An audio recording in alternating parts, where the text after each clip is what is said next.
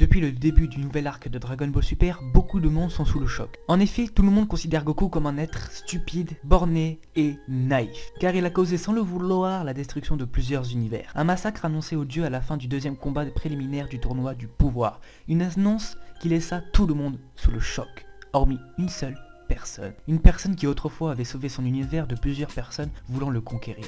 Une personne qui aurait changé et serait devenue aux yeux de certains un naïf stupide qui ne pense qu'au combat. Aujourd'hui, j'ai décidé de spéculer. Et si Goku était certes le fautif de ce massacre, mais possède-t-il un énorme secret à son sujet? Bien le bonsoir mesdames et messieurs, et aujourd'hui on se retrouve pour une nouvelle édition des reports Taku. Aujourd'hui, comme vous l'aurez vu dans le titre, nous allons parler de Goku et de son secret. Je tenais à m'excuser avant toute chose de l'épisode 81 qui n'a pas été reviewé dans ma chaîne dimanche dernier. C'est tout simplement parce que mon téléphone bug et je ne peux plus donc me filmer. Et voilà, je ne sais pas comment faire pour cette review. Donc du coup j'ai décidé de faire des théories. Et puis bah voilà. Comme le début de la vidéo le dit, Goku est aux yeux de tout le monde le méchant. Même nous sommes en train de nous demander pourquoi fait-il ça. On émet même des théories aussi connes soient-elles, mais aujourd'hui je vais vous présenter une que j'ai émise avec un ami. Wesh à toi mon pote. Est-ce que Goku se ferait volontairement passer pour un méchant pour que les autres univers se donnent à fond? Ou bien même, aurait-il demandé à Zeno de dire aux autres univers que s'ils perdent, ils seraient tous détruits?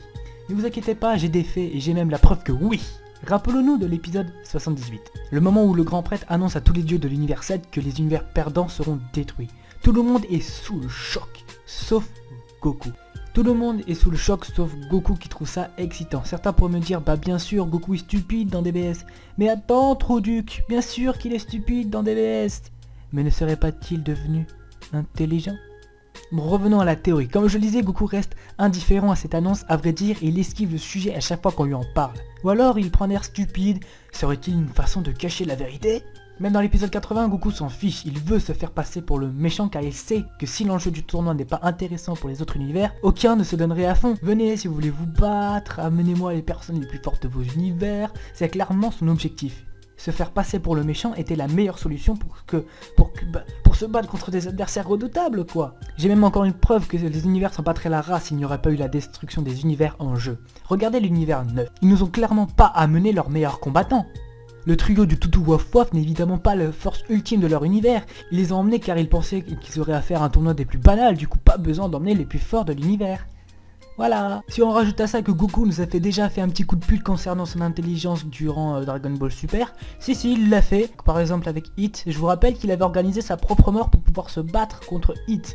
Et Hit, il est fort, Goku veut se battre contre des forts. S'il veut vraiment se battre, il est prêt à tout. Donc voilà, j'ai plus rien à dire sur cette théorie, elle touche donc à sa fin. Je ferai une deuxième partie sur cette théorie si mes propos se tiennent avec les futurs épisodes. Sur ce, on se retrouve très prochainement pour une nouvelle vidéo. Si tu as aimé, n'hésite pas à lâcher un petit pouce bleu, à t'abonner et surtout argumenter si la théorie te plaît, tout ça. Et sur ce, moi je vous laisse à la prochaine fois. Et n'oubliez pas, YouTube est un monde merveilleux, Minasan.